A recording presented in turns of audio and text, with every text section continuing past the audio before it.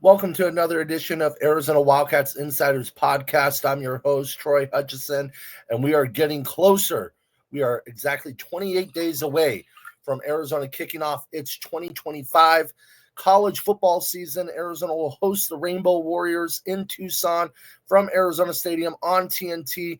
The two programs that were coached and built up by legendary head coach Dick Tomey, who built up Hawaii first before moving on to Arizona, where he created a monster in terms of 2 10-win seasons, the golden era of Arizona football, Desert Swarm defense, a 12-1 season in 1998, capped off with a win over Powerhouse, Nebraska in the Holiday Bowl. To finish out the year at number 4 in the AP poll, Dick Tomey built a defensive-minded program that has one of the best defenses in college football history in the Desert Swarm, running the ball mentality with Tron candidate Chuck Levy, or Antoine Carter and others, that tremendous backs for Dick Tomey, and the Polynesian connection, the Texas connection, and the state of California and Arizona. He built the blueprint of how to turn Arizona into a consistent bowl team, consistent winner, and how to get it done in terms of getting to a national stage. Now, Arizona is entering in year 2 underneath Coach Brent Brennan, who obviously was a grad assistant for Dick Tomey, is very familiar with the Dick Tomey era. His brother played for Brett Brennan and played for Dick Tomey in Brad Brennan. And now he is trying to build it up, trying to build the Polynesian connection again. Well, sustain it and build upon it with what Jed did by bringing in Joe Salavea, who's coming back to Arizona, the former standout during that Desert Swarm era. He is coming back. You have Seth Dagey, who is a dynamic offense coordinator, did a lot of good things at Marshall in 1 year. They finished 20th in rushing, and yet he's an air raid guy that comes from the Mike Leach system. To me, he loves the up-tempo stuff. You're going to see similar stuff to what Rich Rodriguez did here in Tucson in terms of high-power offenses that aren't afraid to run and sling the ball all over the football field. Then you have Danny Gonzalez, who comes from a long history of great defensive coaches like Rocky Lawn at San Diego State, had some time at ASU and obviously New Mexico as well. He is now the defense coordinator after being promoted from the linebacking coach. He understands the history of defense in Tucson. And you have Noah Fafita coming back for another season with his teammates. Arizona has brought in transfers. They brought in incoming recruits, and they are in full swing right now in the 2025 training camp, getting ready for the season. And I'm going to tell you, it's a different energy out there. It's higher tempo. It's quick. It's fast. Things are moving and happening. You have more energy. I don't feel like you have guys tiptoeing around, making sure everybody's comfortable, making sure everybody's happy. As Brett Brennan said, they're not kissing ass anymore. And you can get mad at me for saying that, but that's a direct quote from Brett Brennan in terms of they don't have to kiss ass as a program to keep players on this roster anymore. The players that are here want to be here and play for not only him, the coaching staff, the fans, and the players on this roster. So there's none of that this year, tiptoeing around, making sure guys are comfortable. Everybody's comfortable. Everybody's happy to be here. Everybody wants to be here. So you're seeing one goal, one common goal, which is not only get to a bowl game, they're talking about winning the Big 12. Do I think they're going to do that? Probably not. But you can tell the program is moving in the right direction.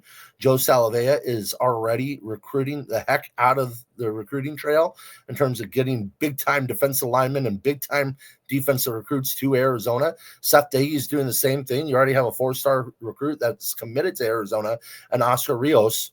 So things are all on the up and up. Now it's time to get ready for the football season. It's time to do the work, and you have to take it one step at a time. One of the messages during training camp so far has been keeping one foot in front of the other. I'm simplifying it, obviously, but it's about staying focused on the task at hand and not worried about what's in front of you further down the line.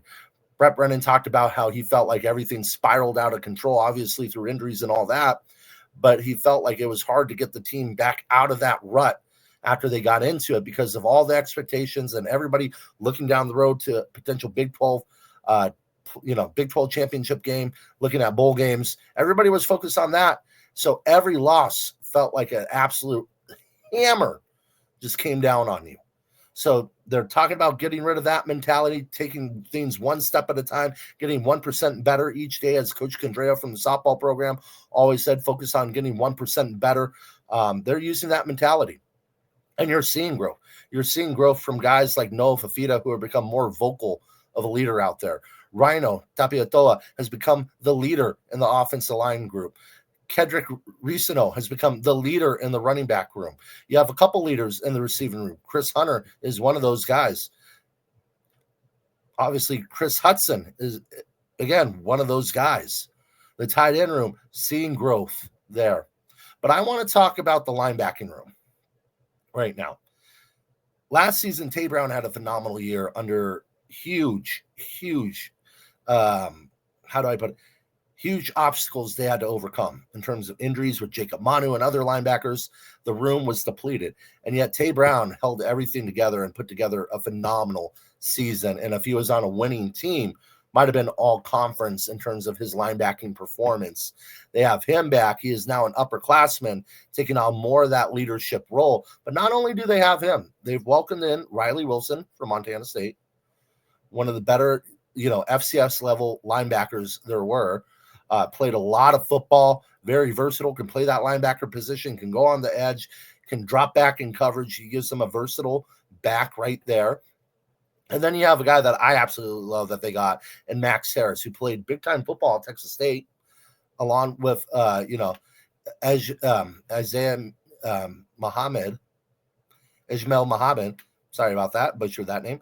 But those two played tremendous football at Texas State. Bobcats were one of the better teams in the state of Texas, went to a bowl game several times. And he is a monster. He's able to run downfield, understands game, very head smart linebacker, has the experience and brings experience to that group. And it just adds depth there. So I think Arizona's linebacking position is in a better spot right now than they were a year ago. Even if Jacob Manu was healthy, I think it's deeper this season. I think you're seeing more talent. Everybody loved Jacob Manu. Noah Fafita loved Jacob Manu. Cam Burnett loved Jacob Manu. This whole roster loved Jacob Manu.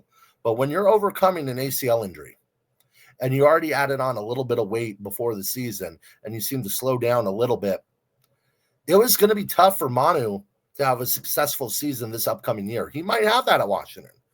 But I think you're getting an upgrade in Max Harris. I think you're getting an upgrade in Riley Wilson in terms of they're going to produce. With Manu's injury, you didn't know if he was going to produce. So I think it's a massive upgrade in that linebacking room. Then I want to shift our focus to Chris Hunter. Here's a guy that broke onto the scene late in the season, 102 yards in that blowout loss to Central Florida, then had 2 touchdowns and a loss to TCU. He became another target for Noah Fafita, which he didn't have outside of Tetero McMillan for most of the season. But his route running is really good. He has good hands, and he's sneaky fast. I think he sneaks up on defenders. And so far in training camp, he started off both days with 50-plus yard touchdown receptions from Noah, beating the defense over the top. Now, the defense outside of that has looked pretty good. So you take away those plays, and it's been an even keel of offense-defense. But Chris Hunter looks like he's setting up for a really good season. He's making that connection with Noah Fafita, which is critical. So he could be that security blanket this season, like Tetero McMillan was for Noah Fafita. Obviously, Chris Hunter is not Tetero McMillan. I'm not saying that, but you always need a security blanket. You need that reliable weapon that you can rely upon. And Brett Brennan describes it as this. He describes it. You want to be that security blanket? You want to be somebody the quarterback can rely upon? Be in the right position and catch the ball. It's very simple. It sounds simple, but it's true, and it's very simple, and he does that. So I think he is growing there. And then Tyler Powell. The talk of the offseason from the team thus far has been the growth of the tight end position. You saw Josh Miller come in after Atkins kind of had an underwhelming tight end year for the tight end coach. But, Josh Miller came in, and Seth Dagey said it. The tight end group was a little soft, he felt like. They didn't block well, and it just seemed like a little soft mentality and soft style play. Josh Miller came in and turned things around like that. You see them become better blockers. They've gained good weight. They've gained good muscle. They're more fundamentally sound. And Tyler Powell looks like an NFL tight end out there right now. I don't know if he'll start. You have Ken Burnett, you have him, you have Sam Olsen, you have talent. But he is going to be a really good receiving tight end. He has a nice frame. I could see them putting him in the slot position and stretching him out wide at times and doing multiple different looks with him. You might see him in motion. I think you're going to see a lot of different things in this offense. And Tyler Powell could be a guy where he emerges on the scene and you're seeing him play in the NFL one day. I mean, this kid has looked really impressive. He's a local product and he's getting better each and every year. I think he's going to be a big-time weapon for Arizona. So we'll have more updates from training camp throughout camp as we get closer to the season. I hope you enjoy. Make sure to check us out on Arizona Wildcats on SI for the website. And then our Twitter handle is at Arizona Wildcats on SI. And my Twitter handle, again, Troy Hutchison, is at THutch1995. Be sure to click the follow button and give us a share.